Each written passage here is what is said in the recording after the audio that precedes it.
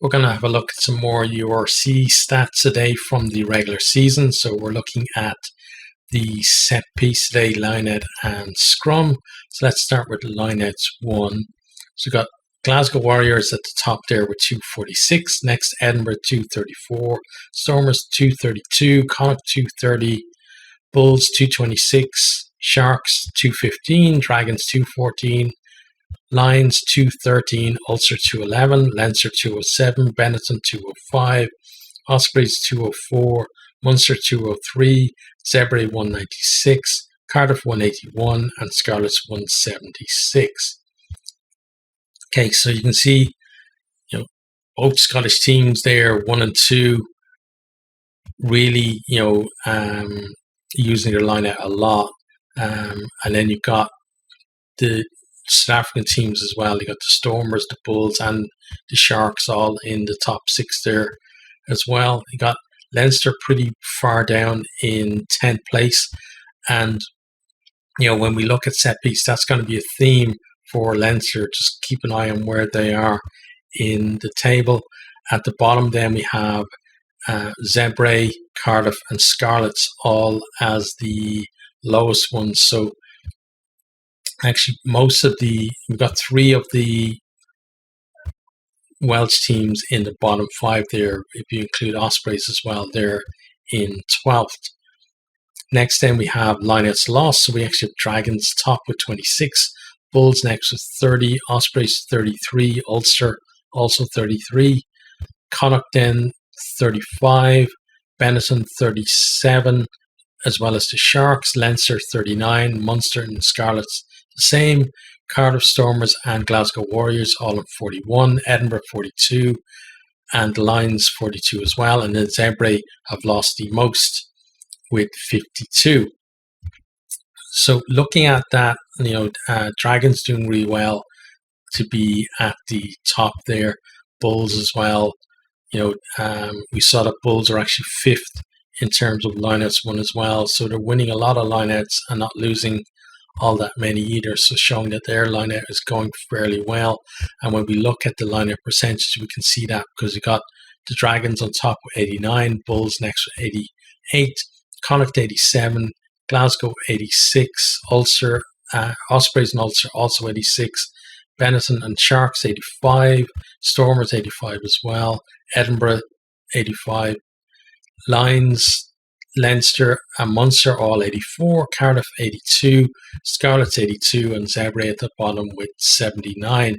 So you can see there with Zebre lost the most lineouts and with the lowest percentage overall as well. So we wonder why they can't win a game. Why they didn't win a game in the regular season when they had a few close calls. And part of it comes down to things like this, because the lineout is generally where you're going to go when you're looking for that try to clinch a game. We saw them coming back at teams or being close to teams and not being able to get over the line. And part of that is when you kick to the corner, and if you don't secure your own ball, then you're not going to get to try. So if you're down at 79% for your lineout, well, it's less likely for you than for anyone else to actually come up with that important play. Obviously, it's not the entire reason, but stats are about looking at small pieces of the overall picture. But when you do have the rest of the overall picture, then you can make inferences from them. Also, you might think with the likes of Dragons and Bulls being at the top there, well, why did the Bulls finish, fairly high up in the table, and why are the Dragons right down near the bottom? Well, part of that as well is it's not just a case of securing your lineout. You've also got to take your chances, and we've seen with the attacking stats as well that Dragons maybe not as good at taking their opportunities when they make them compared to the Bulls, who we saw were really, really good on attack. Then lineout steals, then we have Connacht at the top there with 38, Dragons next with 30, Glasgow with 26, Munster 25, Sharks 23, Ulster 22, The Lions and the Bulls 20 each, Leinster 19, Benetton 18, Scarlet 17, Stormers and Ospreys 16, Zebre 13, Edinburgh 11, and Cardiff 10. So something just to bring to your attention here is that when we saw the overall stat for lineouts 1, we saw both Glasgow and Edinburgh right up the top. But here, in terms of steals, we see that Glasgow are near the top and Edinburgh are second last. So what you can infer from that is that, you know, both are very good on their own ball, but Glasgow are also very good in the opposition ball and probably elect to compete more than maybe Edinburgh do. And there can be a number of reasons for that.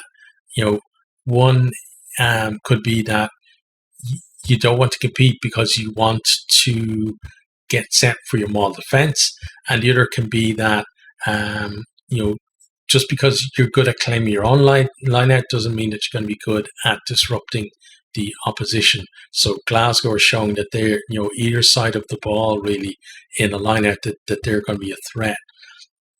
And that's, you know, looking at Munster there as well in fourth place for steals, that tells you that, you know, when those two play in the quarterfinal at the weekend, look out for the line out. Watch both teams trying to compete on opposition ball, especially when it's, you know, not a 5 meter line out, when it's, you know, kind of edge of the 22 or anywhere else on the field, that probably both teams are going to get pods up to compete there. So that's going to be, you know, something interesting to look out for, I think, at the weekend.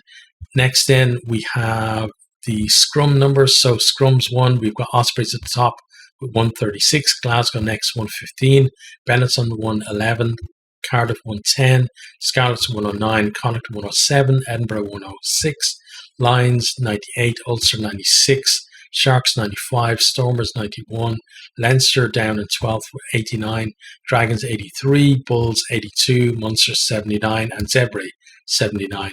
So, you know, Ospreys with the most scrums won, that would kind of tell you something as well, is that like Ospreys in defence, you know, have been causing more knock-ons by the opposition if they're winning that many scrums overall, because they probably had more scrums on their own put in than other teams. But we will see as we go through as well that Ospreys actually they rely on their scrum as well in terms of their set piece. We didn't really see them feature that much, you know, in terms of the line-out stats, but for the scrum stats, we will kind of see them featuring a bit more.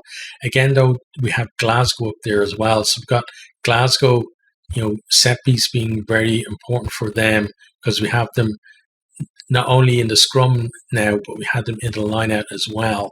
So a team who, you know, like their set piece and are very good at winning their own ball in it as well.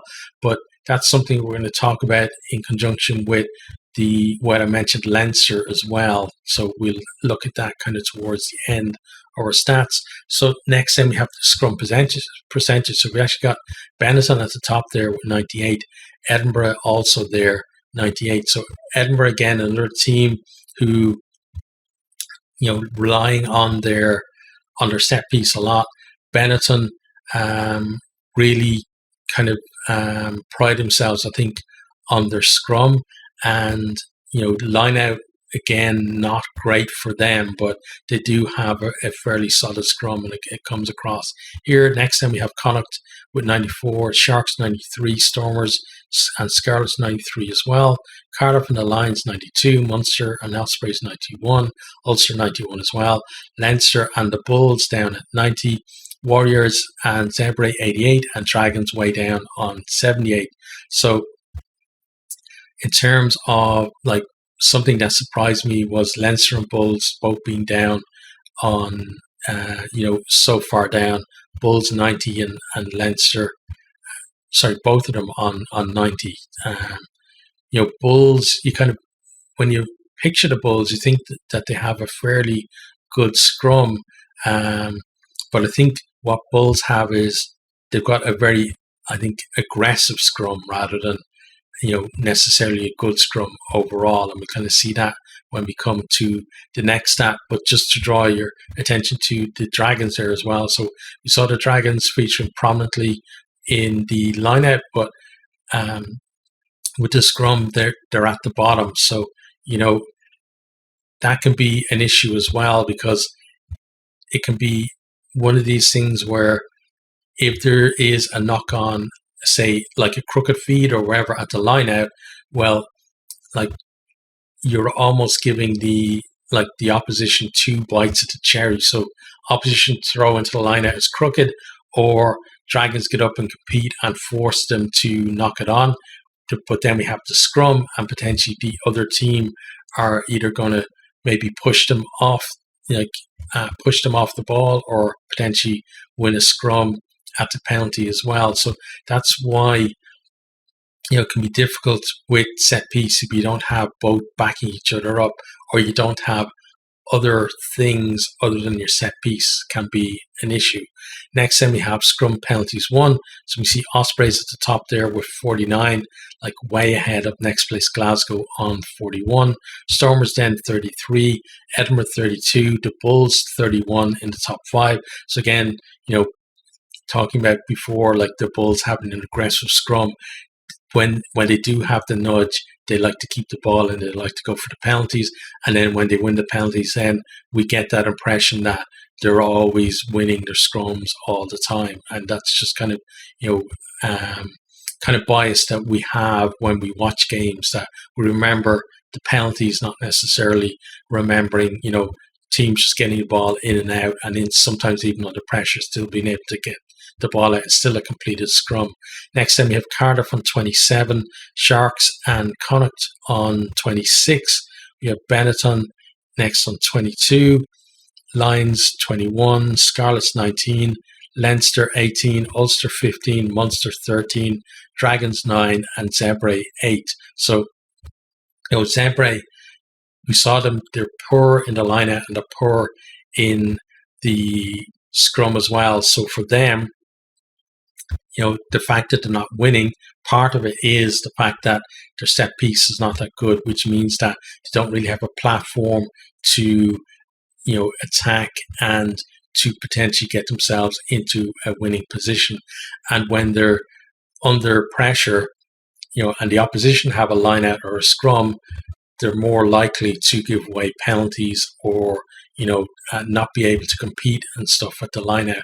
So that kind of compounds itself then with the other team being able to stretch away from them then in games. But then Dragons as well, we have them down there. So Dragons we saw are actually really good in the line out, but not very good in the scrum. And again, if you're going for kind of a set piece game, you want the two to be, fairly good. Like it's probably better to have a, top maybe 6 or 7 scrum and a top 6 or 7 line out, than have like a number 1 or 2 scrum or line out, but then the other one to be like way down the bottom. But something that I said we talk about is Leinster. So Leinster, not doing well in either the scrums or lineouts. So why are they being able to win so much? And the thing is that for Leinster, set piece is not their main platform for attack. Leinster hold on to the ball, they go through their phases, and it's pretty much ruck ball is Leinster's set piece. And we saw them as well with their tap penalties, where they've pretty much, it's not just them, but other teams did as well, where we've pretty much got a new type of set piece now, and that's one that they excel at. So for Leinster, line out and scrum aren't the be all and end all, and teams will always attack Leinster in their set piece as well. They'll compete in the line out, they'll try and win penalties at the scrum or put them under pressure at the scrum, but Leinster are used to that, and they have other strings to their bow to be able to attack you. Whereas certain teams, we know some teams where it's win a penalty in the scrum, kick up the line, win the line out, and attack. And I'm not saying Leinster don't do that. I'm saying that Leinster don't rely on that. And I think that's a big difference. And that's kind of the difference that you see with teams who are doing really well in set piece, but we've seen that they haven't done all that well in terms of their finished position in the table. Now we're going to have a look at the overall positions as well of the teams. So we're going to, this one here, you got your set piece there. So it's divided by kind of the same way that we did with attack. So you've got each of the shields, and then the teams within the shields are sorted by alphabetical order. So you can just kind of have a look at the stats, kind of next to each other, and look at a team's total stats as well. And then the next graphic we have then is the set piece ranking. So we actually got Connacht number 1 in set piece. So for them, when they take on Ulster, for them, set piece is going to be something big. But we see Ulster down there in 9th spot. So Connacht potentially have that as, something to help them to get that platform to win. And Connacht, unlike the Dragons that we saw earlier, or even, let's say, the Ospreys, who are ranked 3rd there, Connacht, we saw with the attacking stats, they also have the ability to convert their breaks and attacks into points as well, which makes them having a good set piece more dangerous than it would if they didn't have that to go with it as well. You can't just have one good thing. You've got to have other things to help exploit that as well. But then we got Glasgow 2nd there as well. Glasgow, pretty solid all across the board. Another team who are really good at attacking. Ospreys in 3rd, then the Sharks, we got Benetton, the Bulls, Edinburgh, Stormers, Ulster, Dragons, Lions, Scarlets, Cardiff, Leinster, Munster, and then Zebre. So we talked a bit about Leinster, but look at Munster down there in 15th place as well. So Munster, they've completely changed, their approach to the game, where Munster used to be kind of like a 10-man rugby team where, the ball would very rarely get outside of the 10 to the backs, but they've completely changed the way they kind of look at things, and they've focused a lot on their attack. But also, I would imagine next year that they're going to want to improve their set piece as well, because that is part of the Munster DNA. But right now, like Munster in the set piece are not really, a threat to opposition. And it's going to be interesting seeing them against Glasgow, who really use their set piece a lot. So I think the onus probably will be on Munster to try and get in there and disrupt that. And I think this is, one of the things is that if a team is kind of reliant on their set piece, well, if you can take that away from them, so if Munster can take that away from Glasgow, then Munster have actually a very good chance of winning the game. Whereas Leinster are playing the Sharks.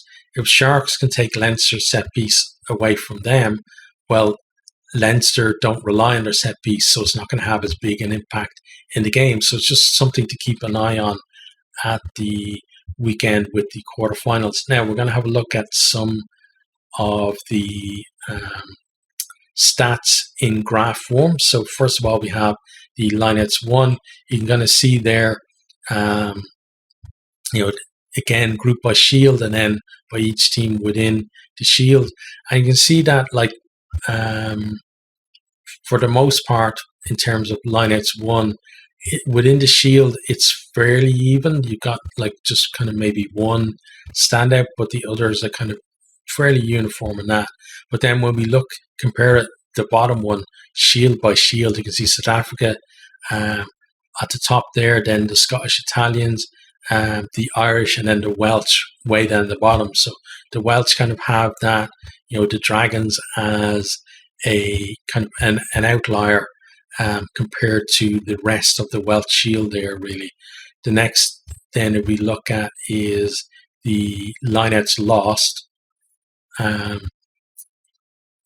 So this one, you can see that zebra kind of stick out like a sore thumb.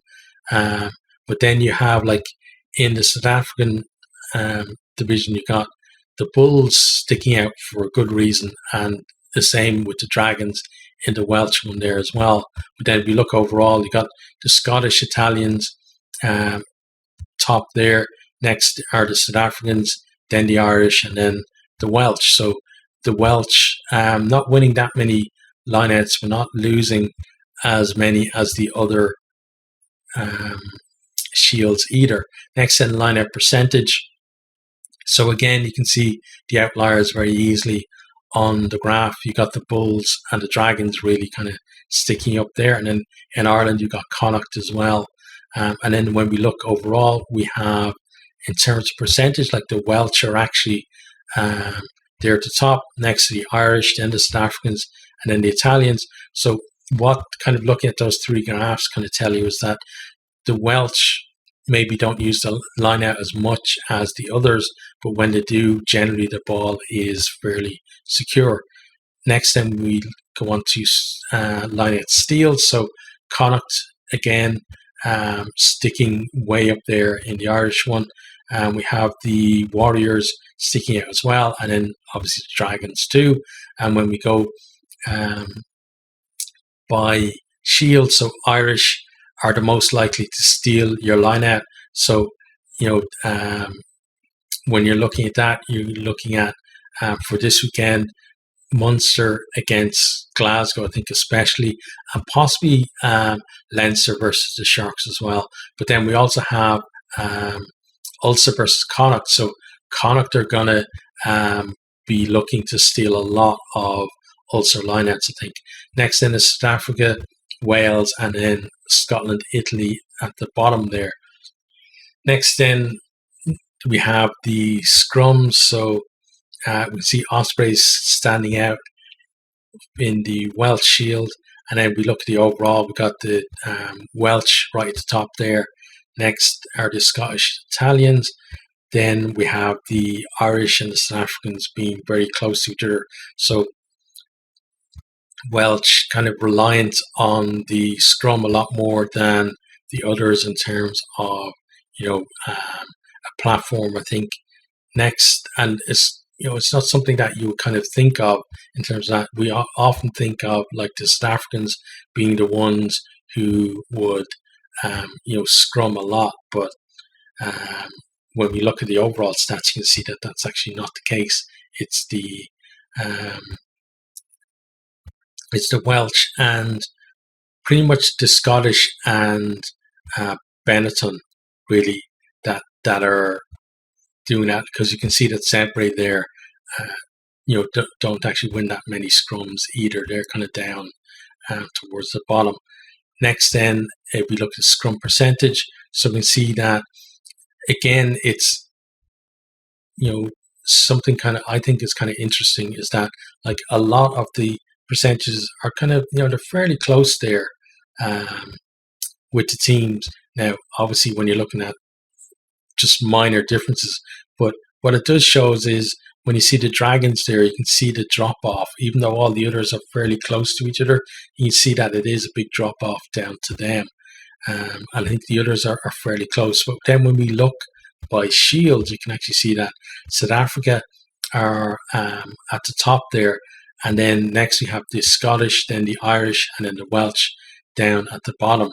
So the Welsh winning a lot of ball at scrum time, but the reason why we don't think of them as being kind of reliant on the scrum is because they complete less percentage of their scrums than the others. And then the opposite is true for the South Africans, that they don't actually win that many scrums, but when they have a scrum they win it. And that's why we generally think of them as being a scrummaging team, but we really should think of them as being a team who are good at scrummaging, which is actually very different. So they're not necessarily looking for scrums. It's just that when they do get scrums, that they're almost certainly going to win it. Next, then we have the scrum penalties one. So you see again the Dragons sticking out a lot there. Glasgow as well in the Scottish Italians, and then Connacht surprisingly in Ireland as well, sticking out there. But again, scrum penalties one. Number one is South Africa. Number two is Wales. Three is the Scottish Italians, and then down bottom there the Irish. So again, it's the perception is that the South Africans scrum a lot, but I think the correct interpretation is that the South Africans are very good at the scrum, but not necessarily always going for the scrums. It's actually the Welsh who end up with the most scrums, and they get a fair amount of penalties for them as well. But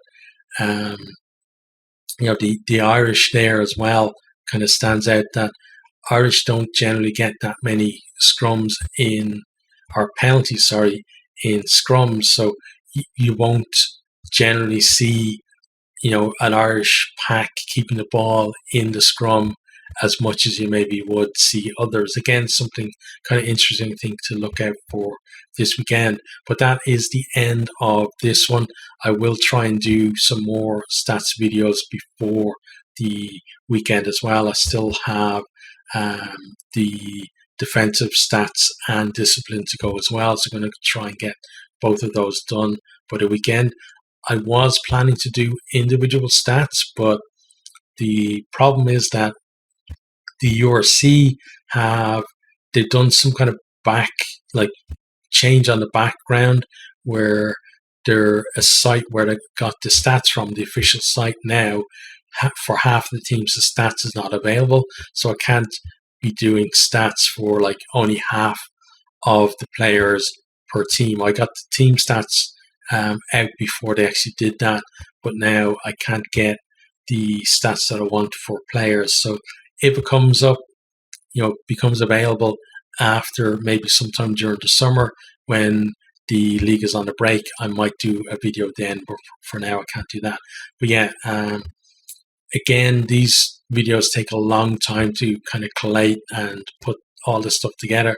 So if you wouldn't mind maybe sharing this, and if you haven't subscribed, maybe consider hitting that subscribe button.